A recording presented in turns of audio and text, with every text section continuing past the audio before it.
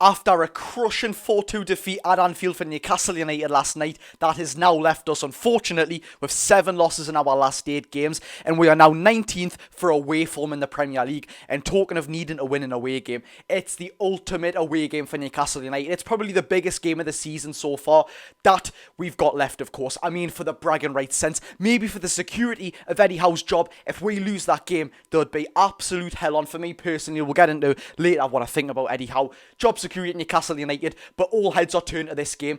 Oh, should we be worried for this? I mean, look, we've won 1 away game in 10 in the Premier League. We didn't win an away game in the Champions League out of a possible 3, and we got knocked out away in the Carabao Cup on penalties. It doesn't look good for Newcastle. Like I said, 1 win in the last 8 games, 7 losses in the last 8 games. Without further ado, let's take a look if we should be worried for the derby.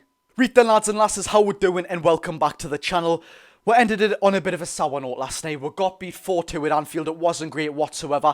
How that was a penalty, I do not know, but look, it's over and done with. But I'm still not going to take that away that was just a disgraceful decision from the referee. You've got to look at it. The referee gets paid over 100 grand a year. If you can't say that that's not a penalty, never mind to the 4 people or the 3 extra people who are referees on the pitch, the 4th official and 3rd and 2nd, and then even VAR that can't say that that's not a penalty. I don't get it. But look, Liverpool were the better team. They definitely deserved to win that game. They had so many chances. If it wasn't for Dubravka in that game, it would have been a cricket score. So hats off to Dubravka. But look, we were going to Anfield. We expected a loss. That's the end of that. But the next game is Sunderland away. Are we still confident for this game? First of all, yes, I am still confident for this game. I mean, you look at the contrasting quality in this teams. They've got players I'm not being funny, but these are the only players I can think of from the top of my head about Sunderland.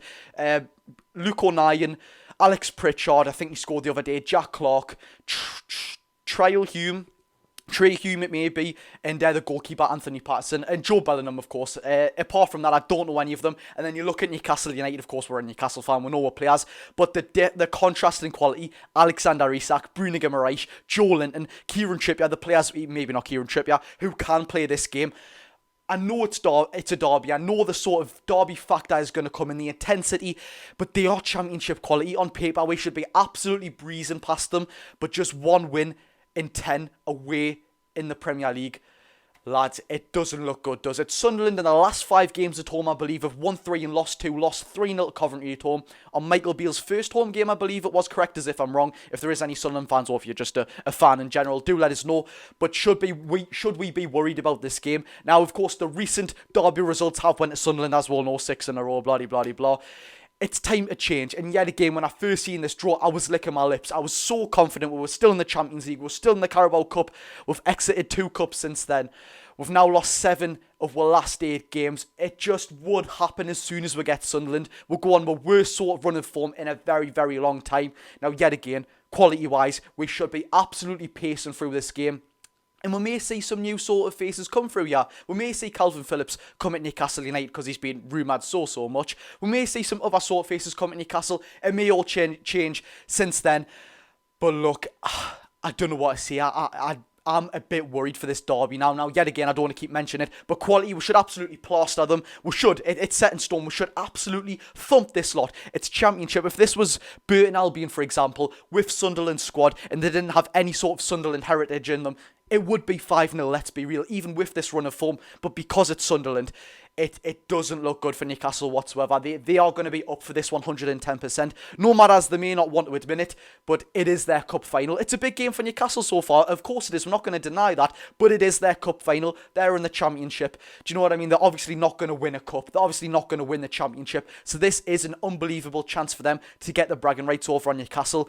Now, what I did not really want to kind of go on to, but some fans I've seen have been saying, I don't have faith in Eddie Howe anymore. Not me personally, of course, but I've seen some people say they don't have faith in Eddie Howe. There's no plan B.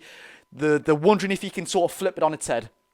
Now, for me personally, let's just take a look. I don't want to get into depths of Eddie Howe. Of course, we all know for the 2 years that he's been here, he's got with Champions League football. He's got to a cup final. He's done fantastic things with it. We've exploited teams. But what I do kind of see a pattern in is sometimes Eddie Howe, he gets it a bit wrong with the substitutions, and that's all that I can criticise him on. May I just add, maybe playing the same team, but yet again, we don't have many alternatives, do we? But the one bit which I don't agree with is sacking Eddie Howe. There's no way in hell we could sort of change a month of form for what he's given in the past 2 years. Yes, it's all nearly got there. We got to a cup final. We got to the Champions League. We didn't do anything, but we got there. It's all to come. If we can do that in our first season, which of course were ambitions to be a great club, we're coming in the next 10, 15 years, not the next 1, 2, 3 years. So just give them the time. This season is, as much as I hate using the narrative of fatigue, injuries, games played, it's all hit at once. It's our first time in Europe for a very long time. We've been without Tonali, and of course we've been without Harvey Barnes, Botman, Joe Linton, many players, many crucial players for this season. Some of them are back now, of course, though. We've got to give them the benefit of the doubt, haven't we? I hate using the narrative of injuries and fatigue because it's so overused now, but we've just got to give them the benefit of the doubt. There is a sort of bit of inexplaining to do, though, when you can't beat the likes of Luton away. Oh, they're a hard team. Lads, look, they're not a hard team to beat whatsoever. They are absolutely terrible. They're such a physical team, such a set-piece utilising team. Like I said in my match preview, we should have been hitting them for 4-5. Same with Nottingham Forest at home. It's inexcusable not to beat them at home. But what I was going to get on to, if we lose this game, and this has been sort of brung up so much, should Eddie Howe be sacked? Now, look, it's a very big deciding game in sort of bragging rights, and this is a derby like no other. You've got your Villa Birminghams, you've got your Man United Man Cities, you've got your sort of, what else is the Rangers Celtics, which is a very big game. It's one of the best in the world, no doubt about it, but you've played each other 4 times a season. That's how I love Rangers, but you've played each other 4 times a season. It's not as anticipated, is it? This is going to be one of the most anticipated derbies in years. Why, may you just ask? Sunderland have got nothing to play for. Newcastle United are on a bad run of form. We've got it all to play for. Both teams have won 53 derby days each. Not only is it big for the bragging rights sense of the recent sort of games, stuff like, oh, we've just beat you 2-0. Whoever wins this game has won the most derbies overall. God forbid if they beat us, and this is what I wanted to get onto for Eddie Howe.